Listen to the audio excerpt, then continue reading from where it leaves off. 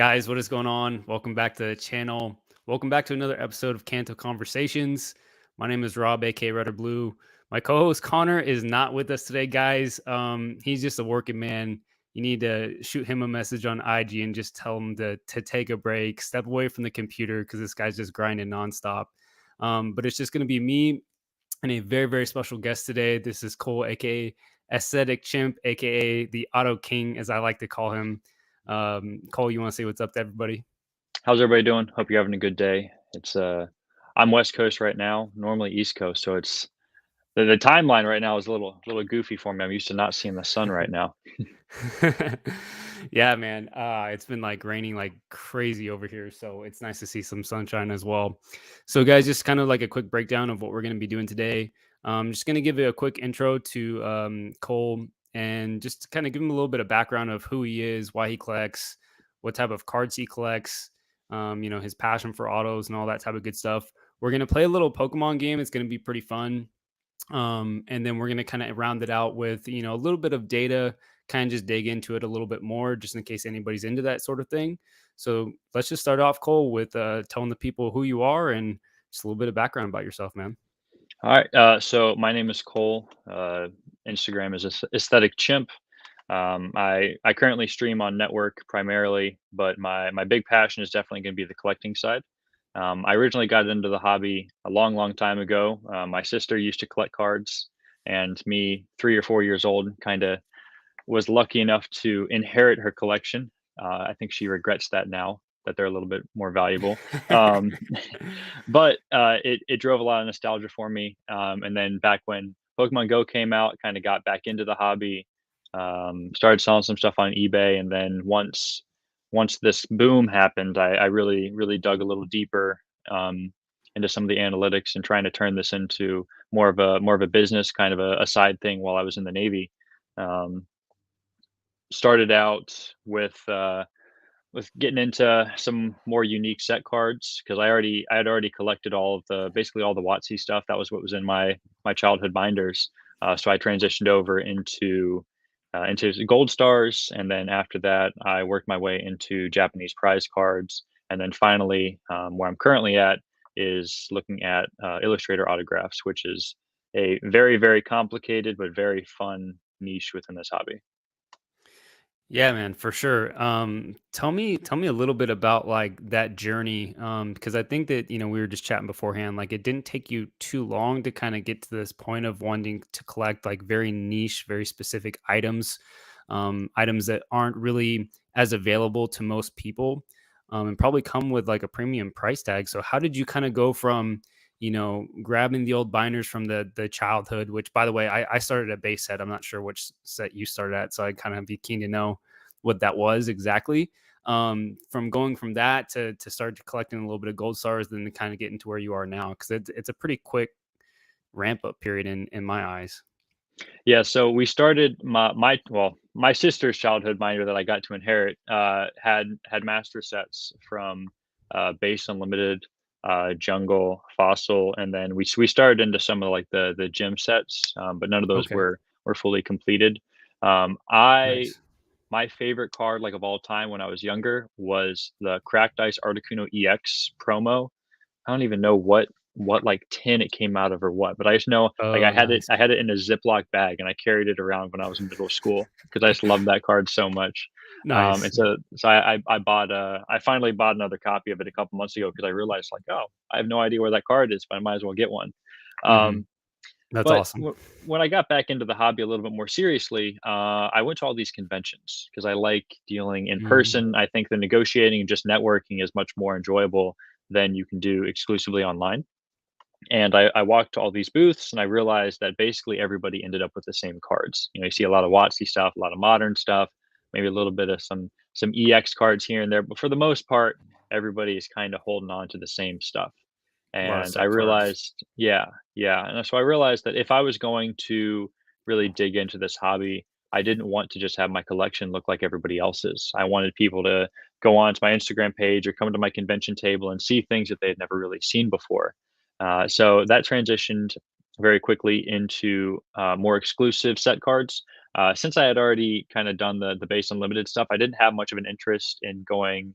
into the first edition or Shadowless, because it was the same art. So it kind of felt Right. like I would just be collecting the same stuff, but just more expensive for the same thing. Um, so I started getting into some of like the 1995 Top Sun cards, some of the Bandai Prism cards, some of like the pre TCG stuff, and then at the same time I was looking into what sets and what arts I really liked, from sets that weren't as common, and so that pushed me pretty quickly into Gold Stars. Um, when those were originally released, the big push for those was, well, basically Pokemon Company needed something to get them back off the ground after taking control from WOTC.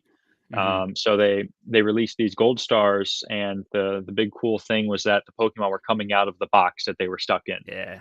and that was revolutionary at the time, and I think it really makes the artworks pop. And so I fell in love with a lot of those gold stars. So I made it my goal to collect all of them, and then got like 75% of the way through and realized that I only cared about those 75%. And then the last like six or so that I needed were just kind of sitting there. And it was going to cost me so much money. And I realized that I like didn't really have as much of a passion for the master set. Because that's not really my headspace when I collect. Mm. And at that point, I kinda ended up just stumbling across some stuff on the E4 forums and some of, like, Scott's old videos talking about some of these prize cards. I ended up picking up a really, really nice copy of a Grand Party from eBay. I got a fantastic deal on it, and I thought it was gonna be fake when it showed up because it was, like, too good to be true. And then it ended up grading a 7.5 with CGC, and it showed up, like, super sketchy, like, it was in just a penny sleeve in a plain white envelope, Oh no my tracking, gosh. and it just We've all showed up, and been I was like, there. yeah. We've all Uh, been there. uh, and then that just, like, really kinda put me into the prize card area, and I ideally would like to get into trophy cards, but that's just so expensive that the Right. prize cards were kinda just the lower rung of that. And I just was up. for a lot of people at home, can you kind of give an example of a few like prize cards or maybe a couple that you started kind of getting your feet wet with? Sure, yeah, so the Grand Party was definitely one of the big ones, that was released, where you basically had to attend events in Japan, and then get, I think it was 50 events signed off by people that you competed against, and then Mhm. you sent that in, and then they sent you this card in return. So instead of the cards being released as a standard set, like the Rainbow Pikachu in Vivid Voltage, for example, it is, you had to go to these events, you had to win these cards. Some of the more common ones that you might see around are a lot of the play promo ones. Yeah. So like we have like this Mew. Beautiful. The entire play promo series went. They had multiple different types of cards across multiple years, um, and as you played in events and you played in tournaments, you got different points that you could eventually redeem for those promo cards. So obviously, like the ones that required more points are more rare and more expensive. Um, One of the ones that you'll definitely see, the Evolution Gold Stars are actually also play promos. Yep. So the Vaporeon, Jolteon, Flareon, and then Umbreon and Espeon are all in hollow versions as play promos. And I think that was kind of the route that it took me through to kind of get Mm, into the prize cards, because it's like, well, I really like the Umbreon and Espeon, but their English versions are not hollow. But the hollow versions are the Japanese ones, except, well, the Umbreon is like a $55,000 card raw. So I was like, oh, right. that's a little high, but the rest are cool. Right. Yeah. um, and we do see some even more recently, like the Eevee VMAX had a prize card version that was released in Japan, where if you played at an event and then you won like the rock paper scissors at the beginning of the match, whoever won got this like little prize card. So there have been a bunch of different releases, for various different levels of rarity. Right. Um, but I think it's cool because there's always a story behind them. It's not just they Yeah. came out, you could buy them in packs. It's, you had to be somewhere, you had to achieve something in order to actually earn that card. So there's always a little bit more passion and history behind it. Yeah, no, I couldn't agree more. I absolutely love I only have the Vaporeon play promo. That's it. But I really started getting into all of those. I mean, even some of the lower level ones are just absolutely beautiful. And I'm like you, man. I really like that it's something to chase after. It comes with like that knowledge barrier where it's just like not everybody can just go back in the day. It's going to be in your binder or something that you can get out of a pack. I mean, those are really fun too. Like I love collecting set cards. There's a lot of set cards that I absolutely love, particularly like Japanese crystals. And I'm a Hmm. gold star collector myself. I'm kind of like you though. Like I don't feel the need to complete sets. I really just want to go after very specific artworks that just like hit that spot, like when I look at the card, I'm just enamored. And so for me, I'm that's why I love really focusing on like really niche items, or honestly like niche items with specific illustrators. Like I really, really enjoy um I got a handful of cards over here that specific artists, the way that they draw, the way that they, create their cards, it's very distinct. And it's something that even if you've never seen the card before, you don't even know what set it is or whatnot, you can still say, oh, that's a Nishida. Oh, that's an Arita. That's a Kusujima. Like I know you could start to pick up like how they start to draw their cards. Hmm. That really like pushed me into like collecting a little bit further as well.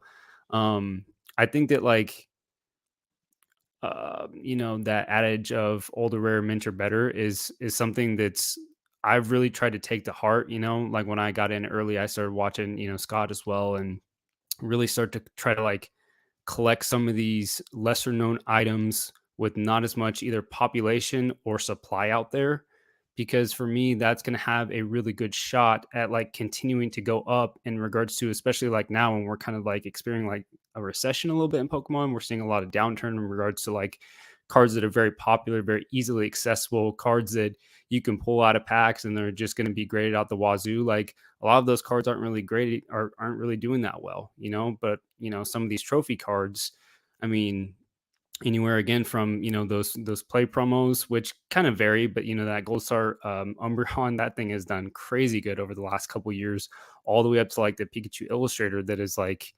it's just gone up so much in price, like all along the way. So I think that that's really cool, man. I think that, the deeper that you get into Pokemon, the more that you start to find out, and like the more that you start to like realize what you really like and want to collect. Yeah, I think it's interesting looking at some of the higher end market.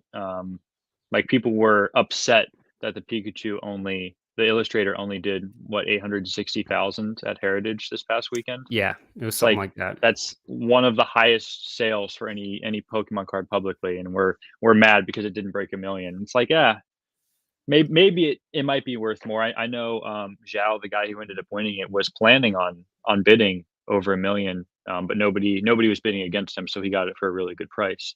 So Mm. it is interesting to see right now, looking at some of the market. I was talking to David, Brown Eyes Yellow Dragon, this weekend, about the idea that basically everybody who wants the really rare cards probably bought them over the past couple years, and Mm. everybody who was going to sell them for a profit probably, if it's not in wasn't in this past auction or one of these upcoming ones with Heritage or Golden, like they're probably just not selling ever. Right. So it's basically the only time that you could probably pick up a lot of this stuff would have been over the past year or two. And I think a lot of people who grabbed it now or recently just are not gonna be selling those anytime soon. So they're just becoming even more scarce. Yeah, again, like that, like population really matters, and especially getting into those niche items, like you said, people like once it's in their collection, like they're not letting it go. I feel that way about like certain like set cards, that are like lower pop, and I'm like, this is what I like to collect. Like, why would I ever sell it? Like unless it just reaches some ridiculous, absurd amount. But even then, it's gonna really like take me a while to think about it because it's what I like, it's what I Mhm. want. So I think it's really fun to find something like really niche in the hobby that you enjoy and go for that. I mean, I think it's fun to collect no matter what in Pokemon. Like it really doesn't matter if you're, a five collector like basic. Just kidding, basic. Um he had all those PSA returns on Instagram he was doing, and he was getting nothing but fives. It was crazy, like just the toughest grader. So whether you're a five collector like basic, or you like to collect, specific autos or whatever it is in between, definitely enjoy what you like. But I think it's super fun to kind of have like a niche to really like hone in on and like sink your teeth into. So definitely curious about a little bit of your niche, which is going to be autos. Um, are there any, grails that you have that, you've been picked up recently, or cards that you're really super proud to own, anything along those lines? Oh yeah, there's quite a few. I think so. For me, my goal was kind of to collect at least one autograph from all of my favorite illustrators. So the big ones that I worried That's a great about goal. were Saito, Sugimori, Fukuda, Nishida, Yoshida, Himeno, and then of course Arita. Those are basically all of the ones that I really liked, and there are some autographs in there that are way more rare than others. But I'm happy to have like my favorite cards from those illustrators signed by them. So like my favorite card that I have signed by Arita is this Mewtwo, Oh, and nice. this is like it's my favorite Mewtwo card that's ever been made, except for like the Super Secret Battle. But that we're not going to count that one because I can't afford it. But I saw you post that though. yeah, that was crazy. David has an insane collection, and just it. I was nervous holding it because I was like on a balcony. I was worried I was going to drop it off the side. I was like, oh, good. Yeah. I couldn't trade my house for this thing, and I'm just like holding it in my Right. hand. It was very surreal. Um, my big personal grails though were definitely my Yoshida, because this is a there are only 2 listings for their autograph on eBay. You can't really, gosh, the reflection is killing me. But, very, very difficult autograph to find in general. And then I have Is that the what is it, the Hironobu, or is that the Shinichi Yoshida? Hironobu. Okay. Yeah. And I really like good looking autographs. It makes a big difference for me. Yeah, We agreed. have that grading scale that PSA uses for autos, and I'm not like a auto 10 only kind of guy, Mhm. but I definitely appreciate and will apply a higher value when I'm purchasing autographs that just look nicer. Um, I don't really have any bad examples, but that's because all of the ones that I end up purchasing are very like they're free of streaks, they're not super blurry, like all that kind of stuff. I know when Fukuda came to Dallas in 2020, he can't write in English. He doesn't know Okay. how, and so he was personalizing things in English and Japanese, but then he was also signing his name in English underneath his version. And so Mhm. as a result, his translator like wrote his name out on a piece of paper and had it next to him, and then he had to like okay, Right. A, and so he ended up like it ended up a lot of the autographs don't look very good Right. because he was, like, trying to learn how to write English while he was doing them, and That's actually, crazy. yeah, Pikazard Collector has a signed Rayquaza Gold Star from him, where in the middle of writing it, he, like, messed up one of the letters really bad and then just, like, scribbled it out, and then kept signing. And so it's a very unfortunate, but it's a funny story behind the card, so it all kind of balances out. Yeah, no, definitely. So I think it was like in one of your recent posts that I saw. How would one go about getting a auto from an artist nowadays? Is there any way to attain it? Okay, so outside of just, like, buying them on eBay or somewhere, like, actually getting them kinda done yourself, Yeah. yeah, so for some illustrators, it's not possible anymore. So, for example, Ken Sugimori hasn't signed publicly since 2007 Worlds. He has Do you know signed why? cards since. He's very reclusive. That's how a lot of illustrators are. Nishida is kind of the same way. She's only done 2 signings, and they were both, like, private, um, out in Japan, and it was for just, like, a handful of people, and as a result, like, all of her entire autograph population is coming from 1 or 2 people. Um, Pokemon also has restrictions on how you can sign, how often you can sign. They no longer allow, like, full body sketches of stuff. They Mm, require personalization on a lot of things now, so it's a lot of work for the illustrators, so they don't necessarily want to do it. And right. then additionally, in Japan, the culture is such that making money off of somebody's autograph is disrespectful in Japan. Yeah, that And makes sense. so when they see people getting in line, getting a bunch of stuff signed, and then immediately selling it as soon as they leave the table, it kind of Mm, puts a bad taste in their mouth. And so as a result, they just decide not to sign anymore. That happened with uh, who was it? Who was it? Harada was signing, and then there was like a bunch of big problems, and a lot of people just like instantly flipping the cards, and it could turn into this big cluster. And they said they're just never signing again after that event. wow. Um, Somebody like Ken Sugimori, he hasn't like publicly said he's not signing, but Mhm. the guy's just never anywhere. I heard somewhere from a decently credible source that even Arita has only met him a handful of times. Like the guy's Wow. massive in Pokemon, but he does his work and that's it. Like he doesn't really do like the public events. And Fukuda, when he came in 2020, like he had no idea how popular like gold stars were. Like, Mm, he didn't realize how influential, like, his cards were in the hobby. It was just, yeah. "Oh, I don't know, I made the art. Hell, I liked it, it was cool." And then he shows up in Dallas and everybody's freaking out, like, loving these cards, and it was a very big positive shock for him, but there's a really big disconnect, I think, between the amount of information the illustrators actually get on the influence that their work is actually having in the hobby. Yeah. Yeah, no, absolutely, man. I mean, I know for me personally, like I would absolutely go crazy for I have a stack of cards here, and it's basically just 4 different cards. And I'm curious what chat has to say. Put it in the comment section. If you could get one card signed by a specific artist, what would that card be? So I don't know if you know exactly, but for me, I have a couple. So big Nishida fan. This is the Pichu from Expedition, Japanese version. I would love to get this one signed. Super cute. Sugimori. This is a first edition Spanish Blastoise PSA 7. I pulled it when I got back into the hobby. I think that would be a great one. One that's probably impossible because I've never seen an auto for it. And my favorite artist personally is Kusajima. So this is the Survivor. It's EX Sandstorm on the English side, and was it Miracle Desert? Miracle of the Desert on the Japanese side. Again, just one of my favorite just illustrations. And then the Espeon from EX Sandstorm, which is a non-hollow, but a hollow on the Japanese side. Again, same set. Um, this is my favorite Espeon artwork, and done by Arita. So I would love to have one of those signed, by that specific artist.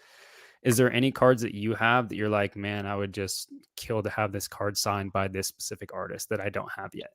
Um the basically over the past year, I've collected like every card that I specifically wanted signed, except for one.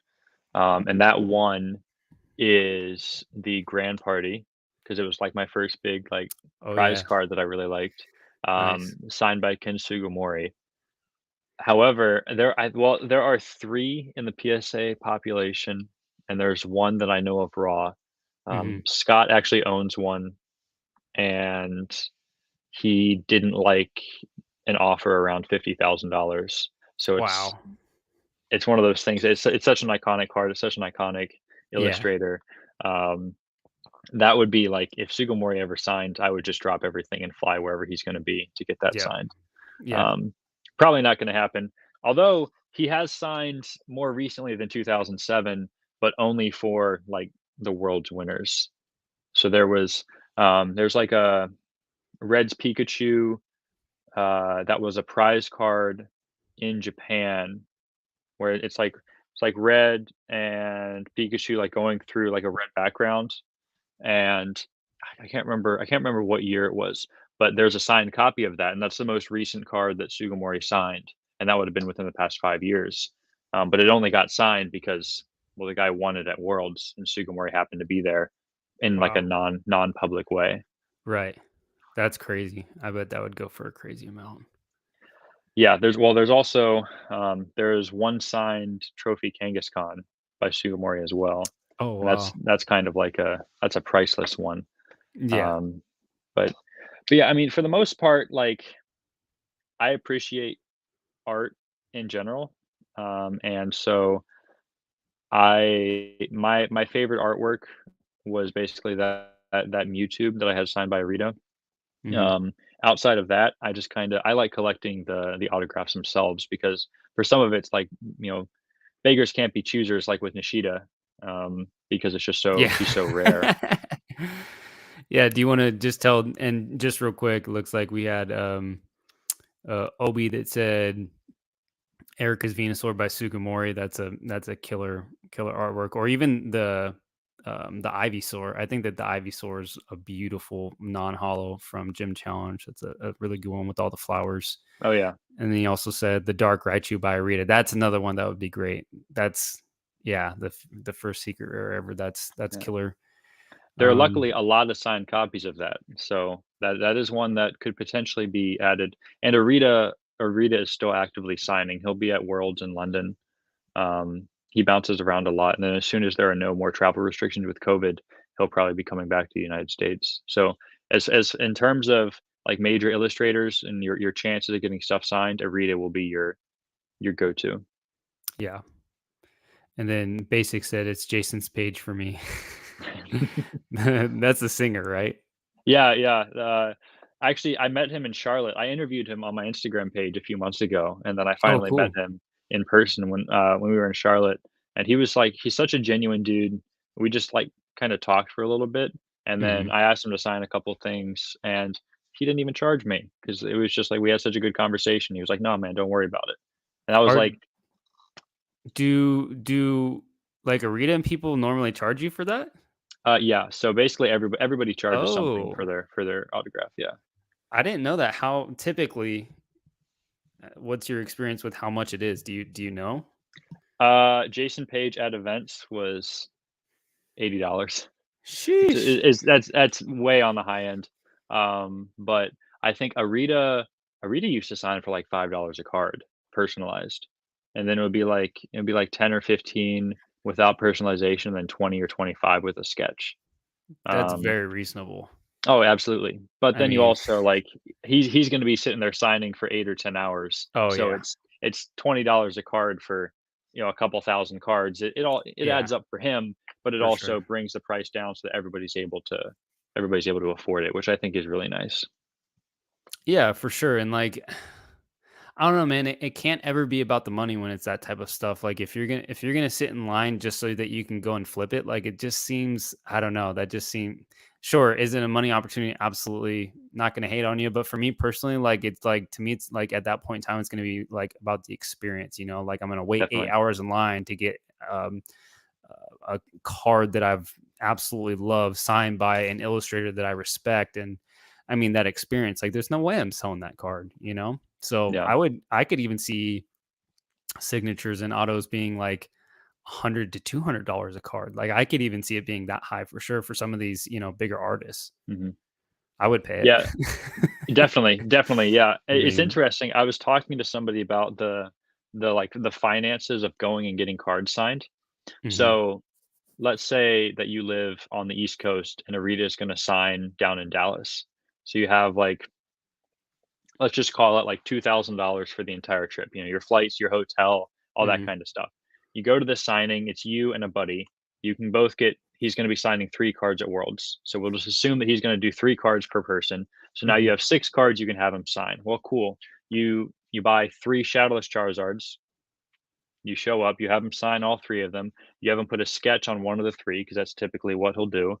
And then right there, you're looking at least $2,500 a card. yeah, So you're going to walk away with, $15,000 in value from, spending like $5,000 up front. And that's basically what a lot of people did with Fukuda in 2020. And that's what kind of just ends up happening with a lot of the flipper group. They'll just go and kind of take advantage of how cheap it is to get the stuff signed and then turn around and sell it. We I see guess that that a makes lot. sense. Yeah, we see it a lot with MetaZoo right now, Mhm.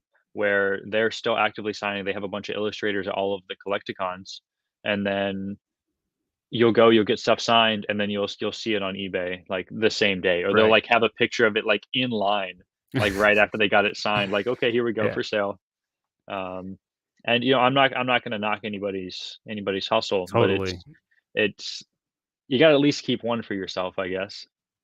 I couldn't do it, man. Like I do this all the time. I buy something because I see it's a good opportunity, and I'm like, okay, I could flip this, like, and then I get it, and it's always a card that I really like, and I'm like, Yeah, I look at it, and I'm like, yeah, I can't sell this right now. Like I just like I have that passion, like for the artwork too much. Like I'm too invested when it comes to this mhm, stuff. So I couldn't imagine like waiting in line and like again, if he was doing this all the time, like nonstop, it's like very easy. Like no knock to Jason Page, but he's going to like every Collecticon. It's not hard to get his autograph. I think it'd be yeah, really cool, but like to have that special like once every couple years or once a year, whatever it is that Arita does these things. Obviously, with COVID, it's a little bit different now, but to me, like that experience, I'm like, there's no way in hell that you're getting this auto from me.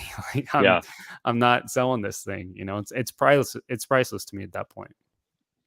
Yeah, definitely, and it's even more so now because you can't get those autographs anymore, and Mhm.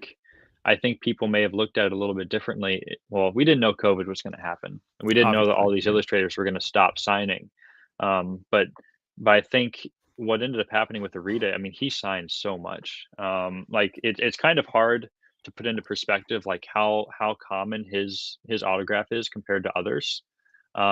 I have, like, one little data point, which I think is kind of interesting. Um, but there are more listings on eBay right now for Arita signed cards than every other illustrator combined. Yeah, that is interesting actually. And so it's interesting though because he still demands a higher price, typically because a lot of his artwork is a little bit more iconic. Like he signed the base set Charizard, so Right. like his average autograph is worth, or the average sale for his autograph is like $1,600 or something like that, somewhere right around there. But if you take out all of the Charizards from that data, the average price drops like $300. Because those Charizards are just, everybody likes to sign Charizard, and Mhm. as a result, it really like brings the average up. But his stuff is so, like, he's really sought after, and that's the only reason that the massive supply hasn't been just plummeting the price. Well, I think that like when you think of getting into the illustrators, like again, something niche into the hobby, something to explore later on. Because I know that when I first got into it, I didn't know any of the illustrators' names. Like I just collected as a kid. I didn't ever look at like I didn't even know that there was a name in there that showed the artist. Um, but when you start to kind of hear these names, like Arita and Sugimori are thrown around nonstop because that's what a lot of WotC was, like Mhm. especially like that base set, it's just like again Arita with that Charizard and then Sugimori did, majority of base set. And so it's like they just built out WotC, and then you started implementing like artists like, Himeno and then Yoshida and some of like the Neo sets and stuff like that. Um, so I think that like for me, I started listening to SM Pratt pretty early on, and he was talking about binder sets of Kamiya because like he likes to collect binder sets of like specific artists that he Mhm. likes. And I remember thinking like that's really cool. Like I never thought about it. Like my mind was like at the time I was collecting like PSA 10 base set unlimited, like back in like 2018, 2019. So like that's like where my collection started, like my collecting journey. And then I started like, listening to him and appreciating the artwork. And he would like go through these different Kamiya artworks. And then he would open modern and he'd be like, oh, that's a Kamiya, that's a Sao Sao. And I'm like, how does he know that without even like looking at the card? Yeah, And there's very distinct ways that these, artists do the illustrations. And I just started becoming like enamored with that. And I really wanted to like dig into that and focus on that. And like, it's super fun. So I think that that's going to be a good segue into what the game is going to be today, guys. So brand new segment for the 9 people that are watching. You guys are freaking legends. Thank you so much. Basically, what I'm going to do is I'm gonna throw a picture up on the screen, and you guys have to guess what set it's from and who the illustrator is. So if you get both of them right and you put it in the comments, put it in the comments. Um, I'll see which one is the first one, and I'll throw your answer up on the screen. So, and Cole, let's see if you can get any yourself. So let's see. Let's do the first one. Gonna start off with something nice and easy for you guys. Is that Squirtle? Yeah, Squirtle using Fire Spin.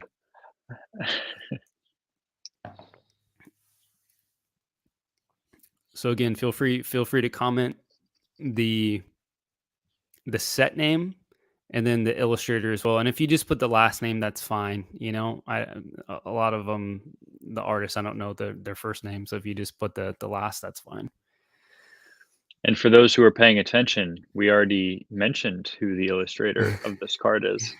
Yep, and we got Oak that came in first. Base Charizard Arita. There we go.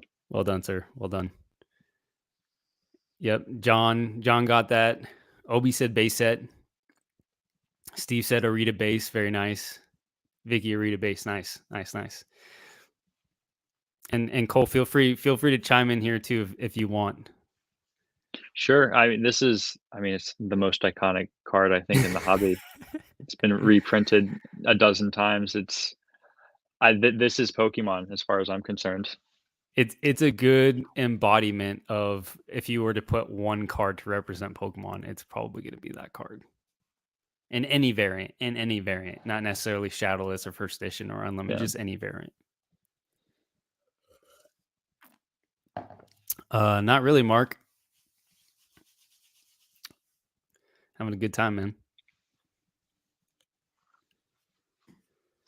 So the illustrator of this card is actually very, very rare. They have not signed at a major event since 2006 Worlds.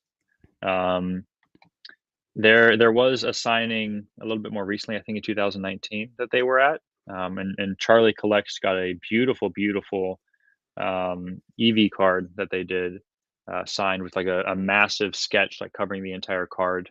Oh, that's cool. Bunch, yeah. I'll shoot you some over some pictures of some That's really cool. cool stuff after this. I absolutely love this illustrator. I Yeah. actually just picked up. They have a couple different styles of their autograph, and I picked up one of the older styles recently from Too Slow Bro in a big trade. Actually, both of my autographs from them I got from him. That's awesome, man.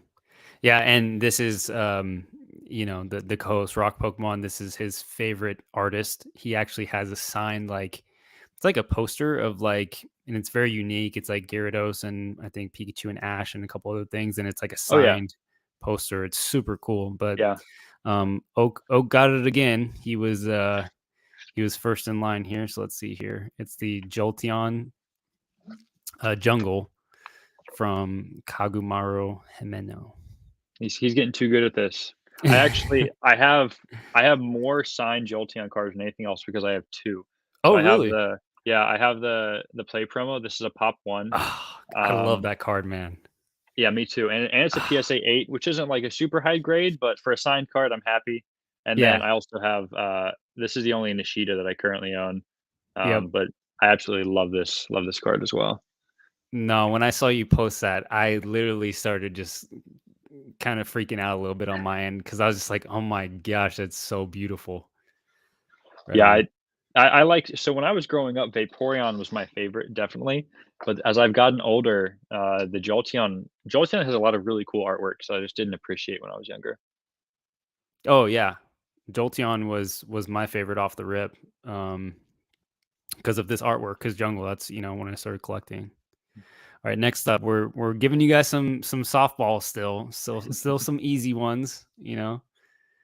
Might get harder as we go on.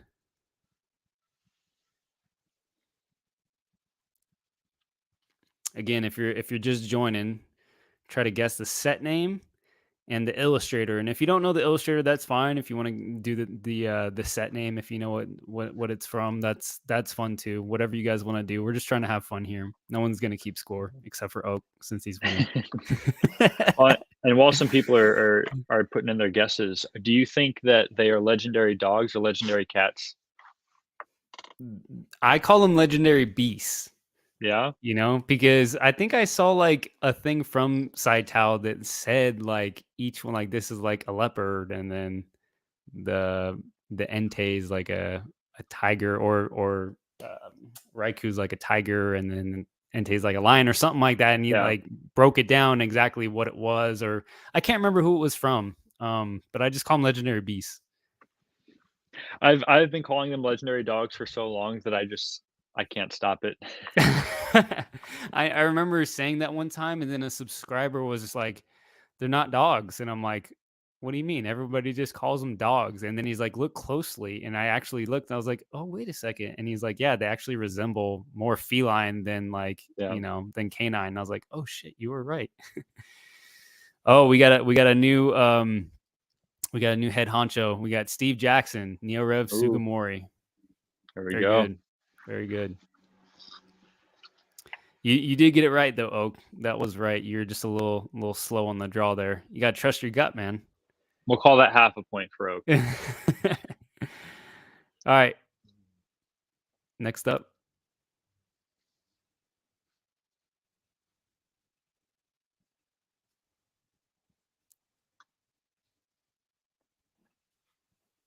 Nice little Pidgeot for you. I don't think I've never seen a signature from this artist. Uh, this might be the first time that it's really coming out. Um, this artist will be signing in Jacksonville in the second weekend in July. Really? Yeah, it's their first time in the United States. The Wow. store that I work with, Dick and Jane's, down in Jacksonville, Florida, they are sponsoring the event. It's actually like an anime cosplay event, but this illustrator will be there signing cards. So basically gonna be the people with all signed cards by them, which is kind of gonna be cool. Wow, I'm very man, that's excited. I have huge. no idea what the autograph's gonna look like, because they actually so the name on the card as their real name and then their, like, pen name are 2 different things, so I don't know Mm, which one they're gonna sign as, but it's gonna be very cool. that's insane. I'm gonna have to talk to you after this a little bit, some more details because I would love to get a signature. Um, Yeah, we have, like I gave, Vince, the shop owner, like, a list of, like, 5 or 6 cards from them that I really like, and we just got, like, 10 copies of each of them. We're gonna try to get as many things signed as wow, possible, and I'm gonna try to get, 1 or 2 out to all the people that I know that might be interested 'cause I think it's gonna be, like, $30 an autograph. that's We don't know insanely if there's cheap. gonna be personalizations or sketches. We haven't figured any of that out yet, but, trying to spread the love a little bit. That's crazy. So yep. Oak. So the first comment was Expedition, so that's a set, and then the second comment was Kamiya. Very good, Oak. Very good.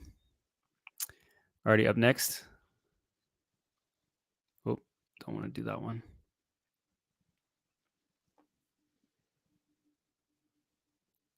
Man, this is just one of my all-time favorites right here. I still have yet to get this card. I'm a Japanese collector, so I really love WOTC series hollows. Mhm. This is one that So, I've been hunting. there's a guy named Corey. No, he didn't have one signed. That was a different Tyranitar. Never mind. Um, there's another like really iconic Tyranitar art that kind of looks like this one, like it's super dark and gloomy. That's why I got it confused for a second. But he has one signed in a Beckett 9.5, signed by signed by Arita, and it's got like this really cool sketch where like he did the Japanese sketch in one color, or the Japanese autograph in one color, the English in another, and then, like, the sketch was in a third where, like, it looks Oh, like that's Tyranitar's, like, cool. about to, like, eat the name, like, it was super cool. That's super unique. I've never seen anything like that.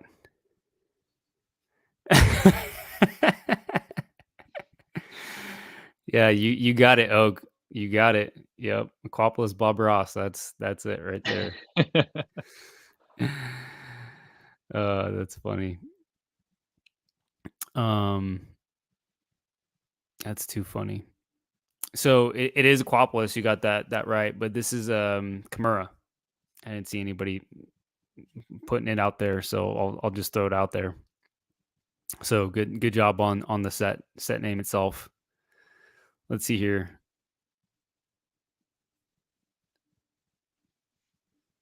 This is one of my all-time favorite artworks in the entire TCG. I'll show you two of them.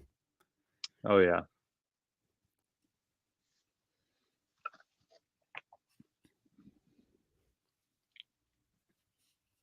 This was one of those cards that I bought when I was at a convention just because I thought it was so beautiful.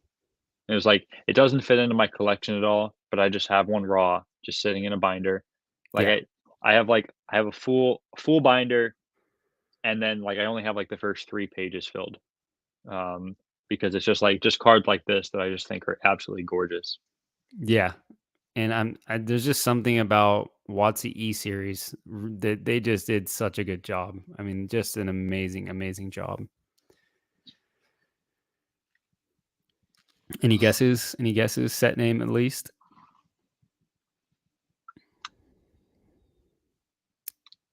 And Cole, if you want to step in here too, like, because no one's saying anything, like Yeah. feel free to throw a guess out there, even So if you don't know. I know who it's not. It's yeah,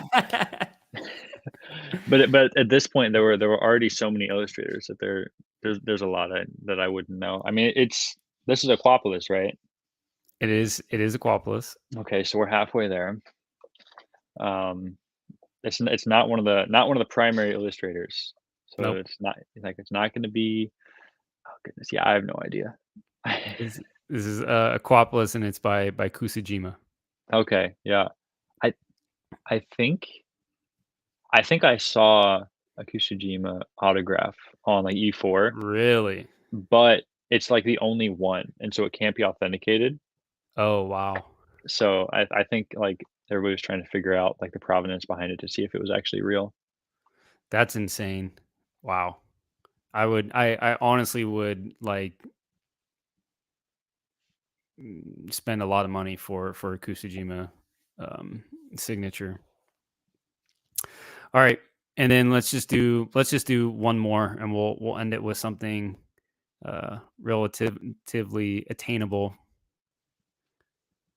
Again, another one of my Ooh, my favorite artworks. very surprising sale this past week at Heritage Auctions. Signed copy of this went for $1,700 before Well, buyer's premium.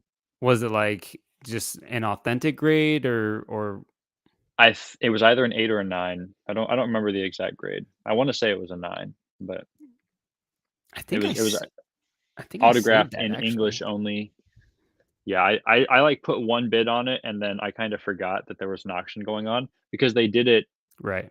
and it happened at, like, 9 a.m. West Coast. Like, it was very strange when it started. Yeah, I tracked a ton of bids because yeah, they had a few unique items that were going on. And I like just looking at sales data and just seeing what things are going for and just kind of getting in an idea. Yeah. Usually do a lot of eBay stuff, but anytime you get something fun on like Heritage or Golden or PWCC, whatever, it's fun to track those. Any guesses on this last one, guys? Heritage was really, interesting because there were so many boxes that sold. I think we got a really good idea of what the market looks like for a lot of the WotC boxes because they just had, like, 20 of them all go, like, one after another. Oh, really? I didn't track any of those. What Yeah, were there were like 4 or 5 base set boxes. The highest one, which was, like, the last one, went for, I think, like, 13,000, with the cheapest one going for 10,000. They okay? had a bunch of fossil boxes, bunch of jungle, first edition, non-first edition. Like, if you're interested in tracking sales data for WotC boxes, like, check out the last Heritage auction. There's a lot of really good Nice. information there. Yeah, I stopped losing interest when I realized how much of the supply is actually out there, Yeah, it's it's really scary. interesting. Yeah, it kind of makes me wonder. Like we probably thought it was rare for a while, and like right Yeah. now, we think that like Deoxys is a rare set, but there could just be a warehouse somewhere that has like cases of it. Like that's how it is with like jungle and fossil. Like people just have just cases and cases like in a Oh, storage dude, unit just filled with those boxes. crazy. Thousands of of boxes, thousands Yeah. and thousands. No, I think that everybody did. I think I remember SM Pratt saying it at one point, like, I thought that, there was a lot less of it out there than I suspected, Hmm. and it's been proven that there's just a lot more. I mean, yeah, I bought a box at like I think it was like 4,000 for first edition gym challenge back in 2018 or 2019, and in a couple years, it basically quadrupled in price. Yeah. And it's like that type of stuff doesn't happen if you think that there's going to be another one down the line on the next auction or whatever that you can just snag it from. Like there was a lot of FOMO going on for sure. Hmm. Very good. Steve Jackson got it. Skyridge Arita. There we go. Cool, It's cool. a beautiful card. Yeah. Yeah. I think actually it is Pikachu Collector that has one of these. I can't remember if it's on the English or the Japanese side. I think it's him. It could be somebody else of that stature. And I remember messaging him like, "Hey, would you ever even consider selling it?" And he's just like, "Nah, man. Like, it's in my PC. I'm not letting it go." And I was like, "Damn it!" Like, it's like one of those perfect signatures. And it has like the illustration. It's like perfectly centered. It just Hmm. looks immaculate, man. I was like, Yeah. man, that's another one that I would pay a lot of money for. So, all right, right on, right on. That was interesting. My attempt at a Pokemon game But hey, for there's a people. decent chance that you could still get that Celebi signed. Arita's still active. Yeah, I don't have that card at the moment.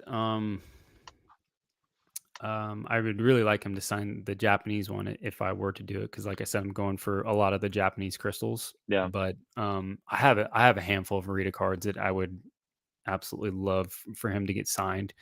But same way, I can't believe Kamiya is coming. Like I had no idea that.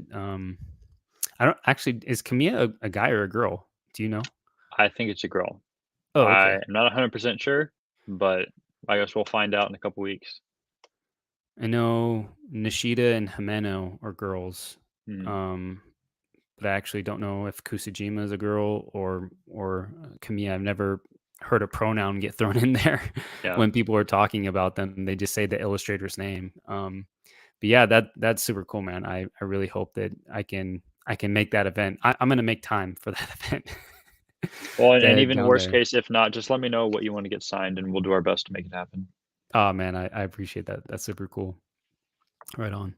Oak says, "Good game. That was fun despite my bad ending." Hey, you started off strong, man. Yeah. You Very started good off strong. strong. Yeah. Yeah, I would love to have SM Pratt's audience, the type of people that watch his channel play that game, because I could probably get really in depth in the weeds, because I know a lot of people like really get into looking at like the illustrators and whatnot, and they would probably, I'd probably have to go through some random set and a random artwork to really stump somebody. I think that'd be Yeah. kind of fun. So cool. So we're kind of at that almost at that hour mark. So I figured we kind of just wrap things up by, if you had any kind of stats for us, want to talk about just autos in general, how you seen with your personal experience of grading or seeing what's out there in the market of how an auto can potentially affect a price. If it matters, if it's an authentic grade, if it has a sketch, if it doesn't, if it has a grade, anything along those lines that you just have, personal experience with, and kind of just want to share with the folks here before we wrap it up, man. I think that'd be really cool. Yeah. So over the past 3 months or so, I've been compiling all of the sales data that is publicly available for autographs. So Mhm. every major illustrator, all of their 130 point eBay sales, all of the PWCC Golden Heritage auctions, and then talking to all of my buddies who I know who sell autographs and buy them, get some of those private sales data. I compiled all of that. And then I looked at card grade, card value, condition of the card, condition of the autograph, and then sketches, and then got some really good average sales information. Um, there's always, a little bit more context that has to go behind things. Like we talked about how the Arita autographs average about $1,600 per sale, but if you take out the Charizard, that's closer to 1,300. So there's way more analysis that can be done. But this project that I've been working on has basically been to provide some of this baseline information for people who might want to get into that hobby. So I put a post on my Instagram page that kind of broke down a lot of the basic stuff, and then we're actually working on. It's probably going to be have to be broken into 2 or 3 different blog posts because it's just so much information. But Yeah. trying to basically take everything that myself and others have in our minds that we just know about autographs and put it out there. Because right now, basically all you have is SM Pratt's one video about autographs and then like 2 E4 forums. And like that's Mhm. pretty much it. Like everybody else, like there's a lot of shared knowledge, but it's not really accessible.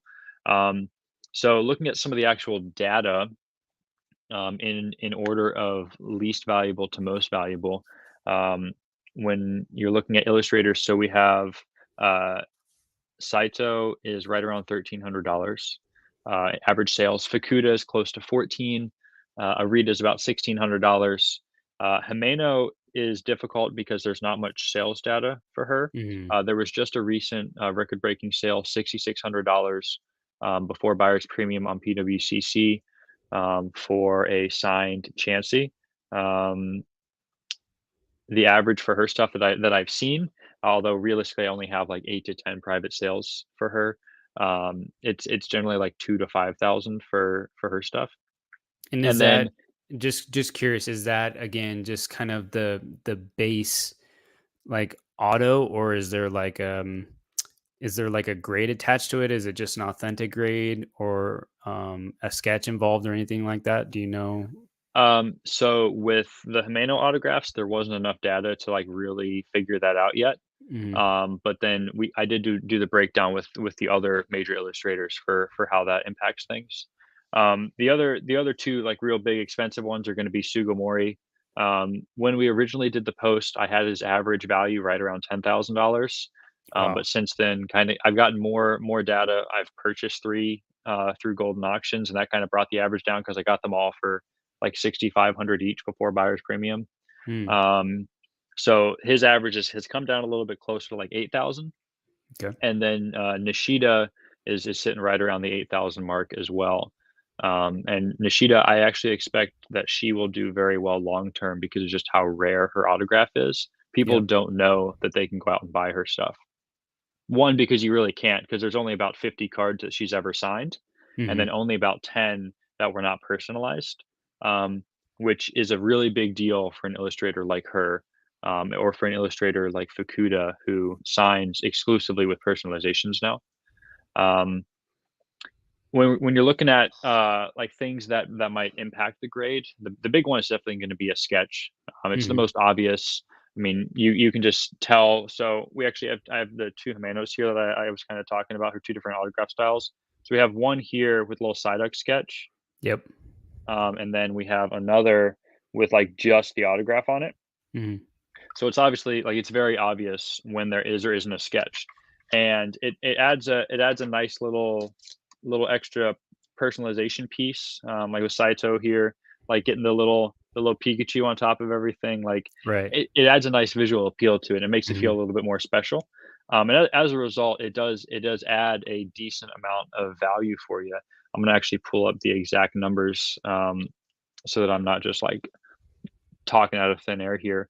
But it was interesting how it impacted on some people. So for Ken Sugimori, for example, he almost always has a Pikachu sketch when he signs, and so as a result, it Mhm. doesn't add value for that Pikachu to be there. Gotcha. However, um, there were instances where he signed with other Pokemon, which it was like spur of the moment, just like kind of completely random, whatever he was feeling at the time. But there was a first edition Blaine's Charizard with a sketch of Charizard on it by Sugimori, It's the only known card that has a Sugimori sketch on it, and that was purchased for $150,000. Wow. And I That's talked to the insane. person, yeah, I talked to the guy who bought it, and he said if it was just like the normal Pikachu sketch, he would have paid 20,000 for the card. Right. So it's $100,000, $130,000 in extra value just because there was a little Charizard drawn on it. Right. That's definitely like an extenuating Right. circumstance. Um, some illustrators sign with sketches a lot more than others. Fukuda didn't very much. One of the guys, I probably can't say his name. Got about 200 cards signed in Dallas by Fukuda, and he got like 15 sketches. Wow, Like man. it was a pretty low amount. And so with Fukuda autographs, when you have a sketch on it, the average it's about 26% higher in value with the sketch. Saito is like 10 to 12% difference, and then Arita's about 9% value change, just because there's a sketch on there. Um, Now there are definitely going to be some instances where it makes a much bigger difference than others, and a lot of it is personal preference. Mhm. Some of the things that we aren't really tangible are like the quality of the sketch. Like, how do you determine if this is like Right. a really good Rayquaza sketch versus a really bad one by Fukuda? Like, you can really get into the weeds with a lot of this stuff, but that kind of at least gets us some of the baseline information. Um, and then looking at card grade, because I know a lot of people are sticklers about the grades of their cards. It's Mhm. not personally something that I really worry about. I actually everything that I send in for grading, I do authentication of the card, and then I do grading of the autograph. Yeah, I've noticed Um, that. and that's just a personal preference thing because I don't ever look at the back of a card. So if it has whitening, I don't care. I don't need to see an 8 on the front. I don't need to see a 9 on the Right. front. Like, it doesn't matter to me.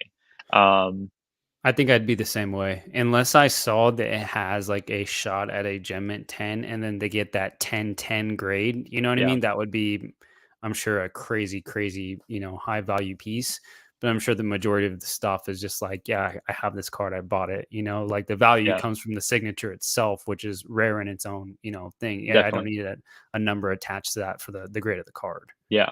And so looking at like if you have a PSA 10 on a card, the value of the average sale once you take out like the value of the card, um, they're basically like kind of two values that we were looking at when doing this analysis. It's the card's obviously worth something, whether or not it's Mhm. raw or whether or not it's graded a 10. If you take that out, you still have like the remaining sale value. So whatever that difference is is the value of the autograph. And interestingly enough, there was an increase for everybody except for one illustrator when the card was a PSA 10. So Saito in the data that we acquired was actually 7% cheaper on a PSA 10 card. And I think the Interesting. reason that is because most of the signed cards from him are like the Poncho Pikachus. So they're like modern full arts. They're modern cards, so it's easier to tend. So there's more of them. So it realistically it's probably not worth less. It's just it's about the same value because they're modern cards. Mm. But then looking at like Arita and Fukuda. So Arita was like a I 20% mean, change. just before I moved on, I mean, Yeah. I think, and it's funny because this was actually one of the other slides I was gonna show. I can imagine with that sign by Saitao would probably yield a pretty penny. Yeah, there are a few signed copies of it, and those typically go for a couple $1,000s. The Charizard effect is very strong in Yeah. autographs. Um, yeah, God, I think there were only 2 sales points for that card specifically, that we acquired, but they were both over 2,000, even though the card itself is already kind of valuable, but not really like in comparison to some of the other cards that he illustrated. Um, but there wasn't too much of a value difference in the autograph on tens for him. But then looking at Arita and Fukuda, Arita was a 20% change, a 20% positive change in the autograph value, and then Fukuda was a 36% change. So why that's the case, I don't know. I just have the information. Right. um, I did find it very interesting though. Kind of, I think it's just a little bit more of an exclusivity, a little bit of a premium type deal, adding on top of everything. That just people are willing to fight a little bit more in auctions for perfect cards. That's if I had to guess, probably why that sort of thing happens. Mm. Um, the one thing that really impacted the value that surprised me was actually the autograph grade. Um, One of the things that I see really often just in comments or when people talk to me about autographs is they don't really understand the autograph grading scale. Um, I know I and don't. I'd love to learn more. yeah, so we kind of have that luxury because it's a modern collectible. So like the oldest autograph is going to be 25 years old, which is like Okay. if you have any papers from when you were younger, like you can just pull it out and it'll still be pretty legible. But when you're looking at this scale, you have to think that well, PSA has to grade George Washington's autograph. So it's a couple Mhm. 100 years old. So obviously, like it may still be authentic, but you can barely read it. So that'd be like an Right. example of a one. Mhm. Realistically, the lowest Pokemon grade on an autograph I've ever seen is a seven.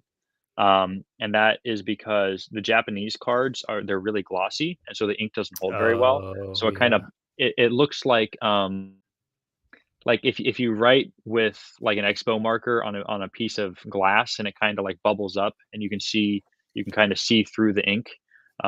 That's the type of thing that would bring the grade down. Yeah. Uh, And I can uh, just like on two just common cards that I have here, one Japanese, one English, I can feel a little bit of a difference. yeah, and it makes I mean the ink actually sinking in makes a really big difference. Um, and I'm trying to see if I have anything here. Yeah, this would work. Okay, so the Oh, yeah. difference, I have an auto 8 and then I have an auto 10 here. And this will go really well to show you kind of the difference between these two. So placement is gonna be part of the factor as well. But that's a little bit more subjective. From the Mhm. objective part, so you look here, we can see like a little bit of streaking down through here, where it's not just like a solid black. Right. And that is kind of present throughout the entire autograph. Whereas if you look at an auto 10 here, like it's very thick, very Right. full. It looks visually better, and you don't have any of that streaking That from when makes they just sense. push the pen quickly. So that's the sort of thing that changes the grade of the autograph. And basically, it's if you look at it and you're like, oh yeah, that's a really good looking autograph, it's going to be a 9 or 10. And it's kind of like it's one of those things. It's almost like it's so obvious when you're looking at it that you don't need a grade behind it because you can Mhm. obviously tell when an autograph looks really good versus not. But it is still a grading option that they provide, and it adds a very significant value to these the autograph sales. So with the Rita Auto Tens, it's almost a 70% increase in the value of the autograph itself when it's a And perfect that's 10.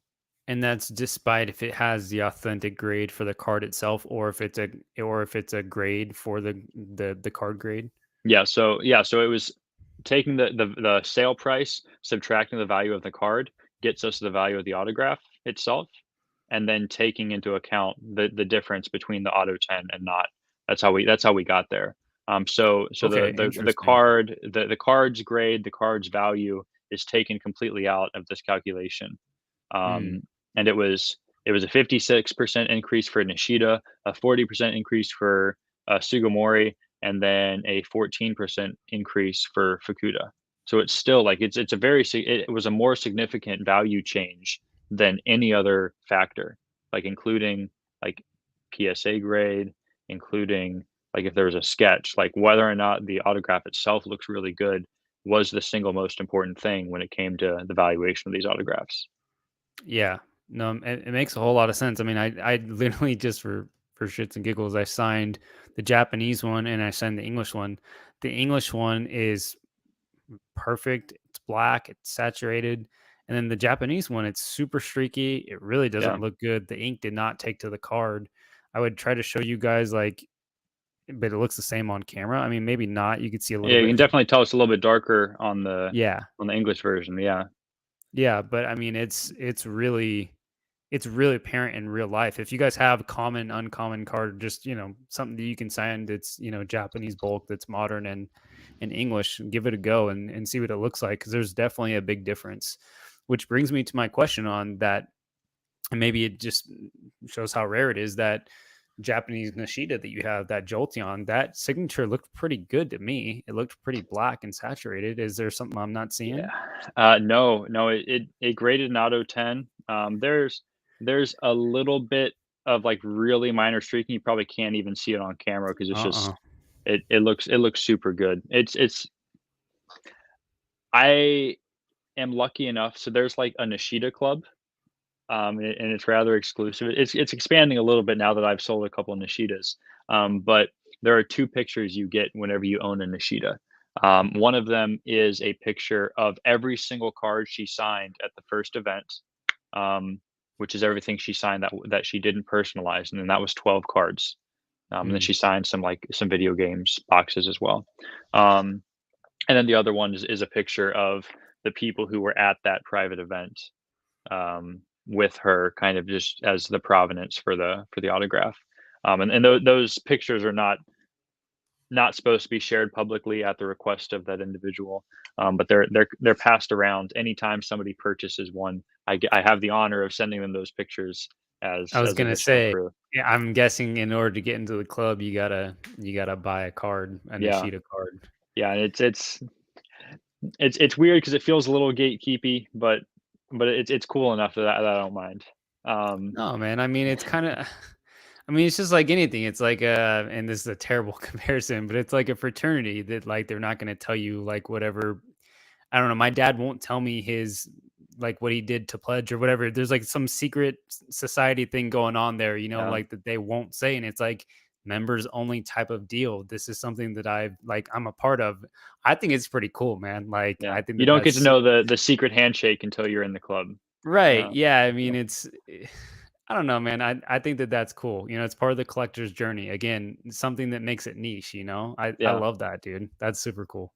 Yeah, I my goal is kinda to provide as much information as possible, so it feels a Right. little weird hiding something like that, but I'll let it slide because it feels cool kinda being in that club, and eventually, I think more people are gonna be aware of her autograph because it's something that she first signed in 2019, um, and then she did again in 2020, and those are the only 2 events she's ever signed at. So there's like I said, there's only about 50 cards ever signed by her, and only Yeah. 12 without personalization. Like it's such a unbelievably small population of cards that it's kind of hard to like really understand the rarity of it. There is one other interesting data point that I wanted to bring up. I thought you might find it interesting because we were talking about how common Arita is compared to Sugimori. Mhm. So what I did is I looked at base set. So you can go on PSA's population report and you can see how many signed cards there are. Right. They do not tell you who signed the card. I'm actually working with them on that because you can look up like Mickey Mantle and it'll show you every card he ever signed, but you can't do that with Ken Sugimori. Oh, interesting. So it's a weird like they definitely have access to the information.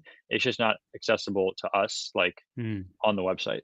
But so we made the assumption that every card was signed by the illustrator, which is a very big leap because, of course, anybody could sign it. Right. So Arita illustrated 19 cards in base set, and he has an auto population of 935. Yeah. So that is an average of 49 cards or 49 autographs per card he illustrated in base set. Mhm. Ken Sugimori illustrated 44 cards, and his auto population in base set is only 49. So Right. he is averaging just over one autograph per card he illustrated. And it's kind of hard to like wrap your head just around how big of a deal that difference is because it's 50 to 1. Like it's Right. insane. It's Arita did half as many artworks, but has 10 times as many autographs. Right. It's, uh, it's interesting, and it makes it even more special. So, like, I have my favorite Sugimori autograph that I have is this Alakazam that I picked up from Golden, and it's a pop one, Yep. and it's a pop one that won't likely ever change because he doesn't sign anymore. Um, and so you can kind of sell that aspect a little bit more, Right. because the stuff isn't gonna change anytime soon. Whereas with Arita, he just signed so much and has historically that it's likely to eventually change. In fact, with Arita autographs, the higher pop autos typically get more money in auction because he signs so much that only the popular cards are high pop. So, like Dark Raichu, Makes all the sense. Charizards, all that kinda stuff Yeah. gets signed a lot because everybody likes those cards, so Right. then they do better in auction. Right. That makes sense. No, that's super cool, man. That's really, really good insight. I mean, again, autos are just like one of the things, like you said, man. There's like a video and a couple forums on E4, that really talk about this stuff. So the fact that you've been able to compile this data, and like obviously that there's a lot more to get into and sample size and all this other stuff, but I think it's a really, really good starting point. And just to put it out there to, like you said, your goal, your passion is to get information to other people. Um, I think that that's, crucial as well. It's super important. So thank you for sharing all that good stuff. I look forward to getting updates from you and seeing what else is going on. If anybody wants to follow Aesthetic Chimp, his IG is in the description down below. So feel free to go give him a follow and check out all the good stuff on his page because there's a lot. There's a ton. So Well, Cole, thanks for thank coming you. on, man. I super appreciate it, bro. I had a fantastic time. I really appreciate you having me on today, man. Yeah, absolutely. Well, guys, thank you all so much for watching. And to anybody that's going to be watching the playback, I know it's going to be a majority of you guys. Yeah, again, feel free to drop any comments down below or, reach out to Cole directly. And just appreciate the support. As always, take care. See you on the next one. See ya. See ya.